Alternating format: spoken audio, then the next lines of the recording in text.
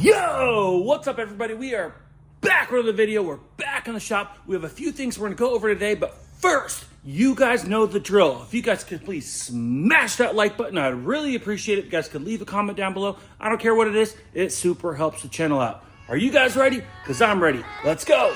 Yeah, let's go. I ain't the first with the curse, with the thirst that I wanna be better, not worse. Man, it hurts. I'm on this earth with my words. You guys know what it is. We are back in the shop, and you can see here to my left, we actually have a boat. That's right, guys.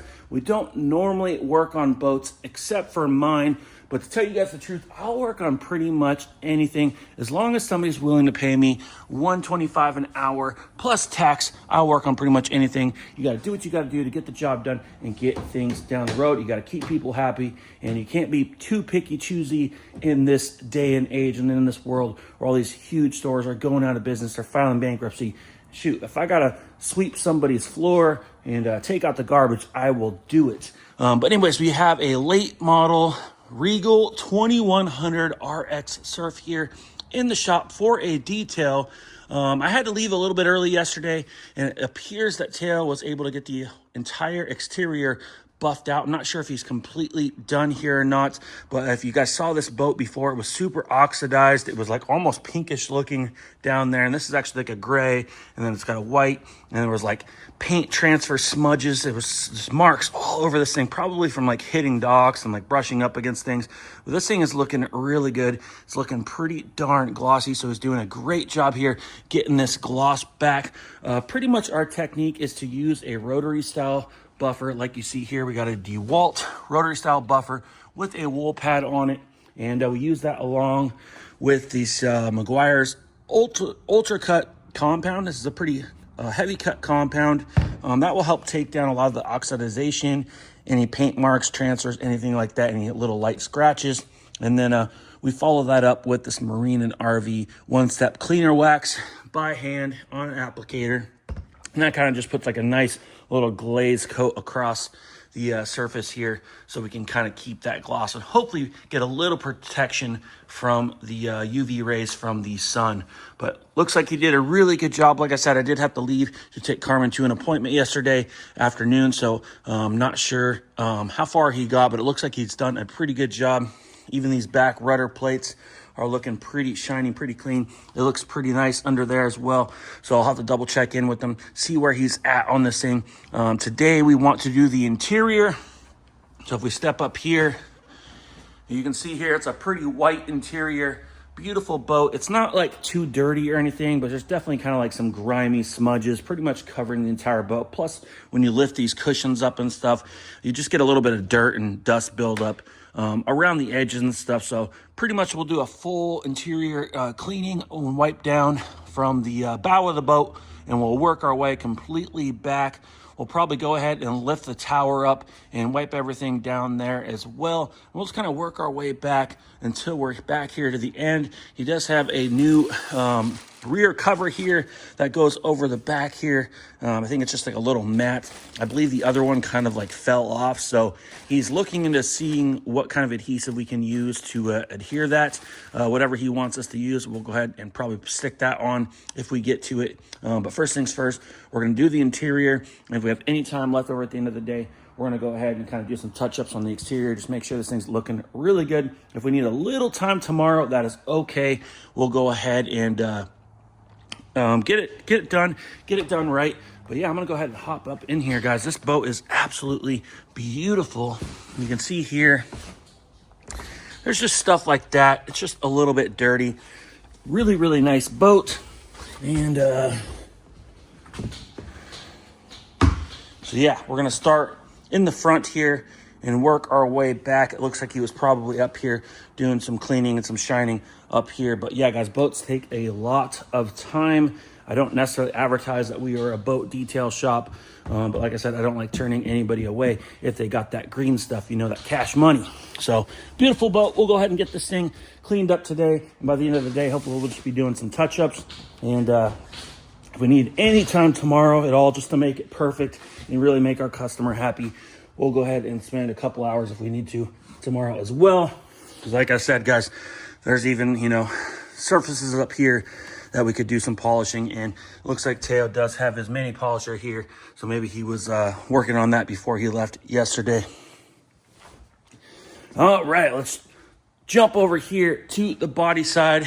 You can see here we have Karmen's Acura RDX. That's right, guys. I did drive this car in today because our air conditioning, as you guys heard in the last video, is not working, and we're getting ready to take this on a cross-country trip.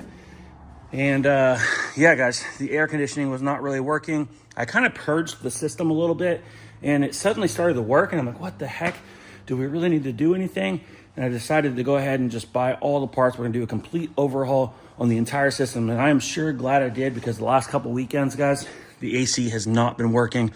I actually drove this car to her appointment yesterday with her, and it was like so hot inside the car, and it was only like 75 degrees outside. So it was like I was dying. So we definitely don't want to be driving this in like the middle of Las Vegas out in the desert where it's like 110, 115. So we're going to go ahead and do a complete overhaul on the air conditioning system. Over here on the work table, you can see here we have a brand new evaporator core that actually goes behind the dash. Hopefully we got access behind the glove box. I looked into it. It appears that we do, so it doesn't need to be changed necessarily. So if for some reason we can't get access and get that out of there without removing the dash, we'll probably go ahead and just leave the evaporator core. But we do need to change the expansion valve, so hopefully that's changeable behind the glove box as it appears. And you can see here we have a brand new dryer. We got AC compressor. We got gaskets, and we're gonna go ahead and get some PEG oil up inside this refurbished compressor. We'll go ahead and change that out. Down here, we do have the condenser, which goes in the front. So I'm gonna start it off today, first things first, by removing the front bumper and probably dropping the lower splash shield. We'll most likely just jack it up, put it on some jack stands. I was gonna put it up on the lift, was my original plan. But I didn't know that this boat was going to be here, and I really just don't have quite enough room to put it in on this side, because the outdrive would actually be hitting the spray booth. So I'd have to either open the booth, and I just really didn't want to have to move things around. It's no big deal. I got to have this thing on the ground anyway, off the lift, to do the interior stuff.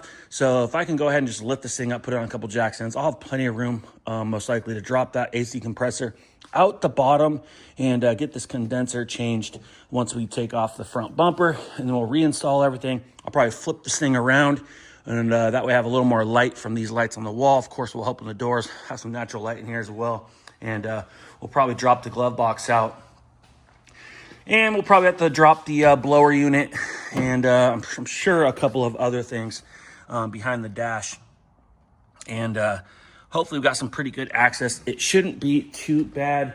Worst case scenario, the dash does have to come out. It's just a little bit more work, but I'm really hoping that we don't have to do all that, because I was kind of hoping that we can get all this done in a day. And it's quite a big job. Like I said, it's a complete overhaul on everything on the AC system. So wish us luck, guys. That is what we are going to do today. If everything goes good, I'll go ahead and get this recharged tomorrow. And hopefully we have some nice, cold, brisk air blowing through this car, because we are going to need it. Worst case scenario, if we don't get this finished in time, we're gonna have to take our Honda Accord, which is no big deal. It's a really good car. It blows nice and cold. It's just we have a little more cargo space. Car's a little more comfortable, and this is kind of like our Outlander mobile here. This is kind of like our off-road. This is kind of our road trip mobile that we got here on purpose. So we really want to make sure we can take this vehicle. And so cross your fingers that everything works out smoothly. I'm sure it will. Sometimes you run into a couple hiccups. I actually do have one thing that I noticed is we got this car used, and I noticed that somebody had some like epoxy or some sort of glue down there on the AC compressor on the plug. And it looked like the plug was glued together, and I went, oh no, like there's no way I'm gonna be able to get that apart, and it's gonna plug in to our new compressor. So luckily I got a brand new harness, and I tested it. It already plugs into this compressor, so we should be good to go. And I'll open it up here. And you can see there, we just got kind of like a little pigtail, comes with a few butt connectors. So we'll go ahead and cut off the harness probably from the car We'll splice this in, do some heat shrinking, wrap it up nice and clean like OEM, try to make it not even noticeable. And I always like to mark my wiring harnesses where I do a repair. So where I do the repair, you'll probably see me put like a little paint pen mark. Whenever cars get in an accident, sometimes you do get a little wiring that might got damaged. And when you do a repair, I just like to mark the insulation and like the conduit and stuff. It's just a very good idea in my opinion, because every once you never know in like 5-10 years if like a butt connector got corroded somehow or something had a problem. It's just nice to know kind of like, hey, there's something here. Like it's just kind of like a scar on your body, you know. It's just kind of like, hey, if your arm's aching, like it could be from, you know, a scar or previous surgery. So anyways, because once you wrap it up, and you might not ever see it, and you might not ever know again. Of course, you know, if the car gets handed down and sold off, you know, probably nobody's ever going to know. It's just something I like to do. So anything I touch, if I do repair a harness, I always mark it with a paint pen. And like I said, it could just be like a red dot, a white dot, a little X, whatever it is. You don't have to go too crazy.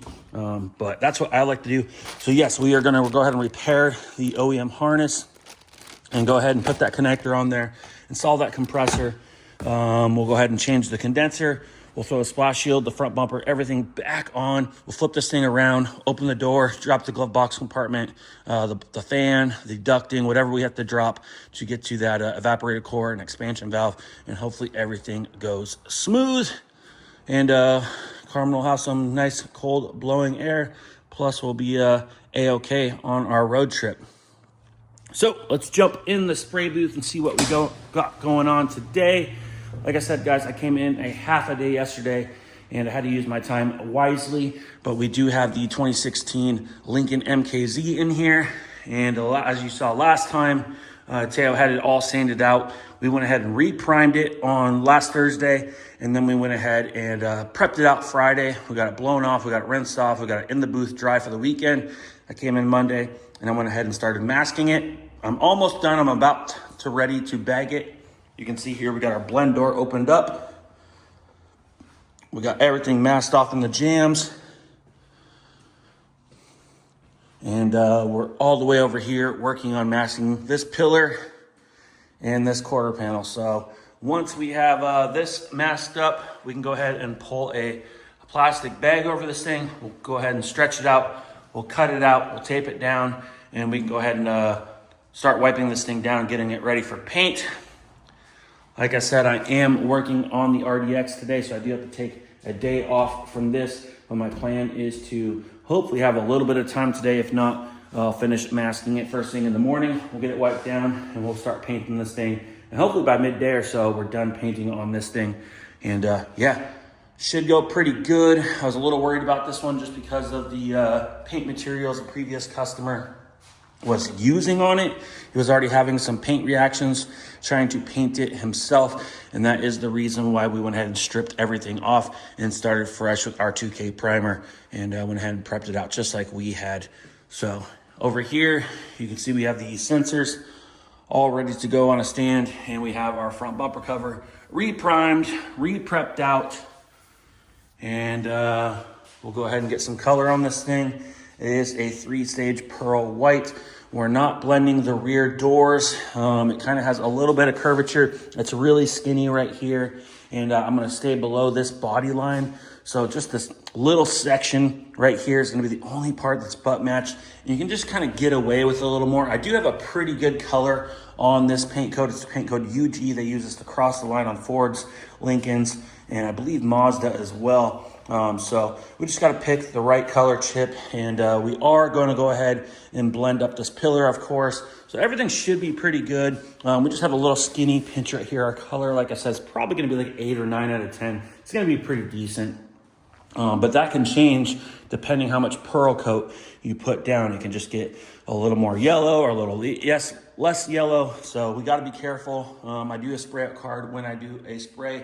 So hopefully Thursday on the video, I can give you guys an update and you guys will see this thing all refinished. And it's actually kind of a pretty decent sized job. Like I said, it's got a full quarter panel. We got the hood. We got bumper sensors.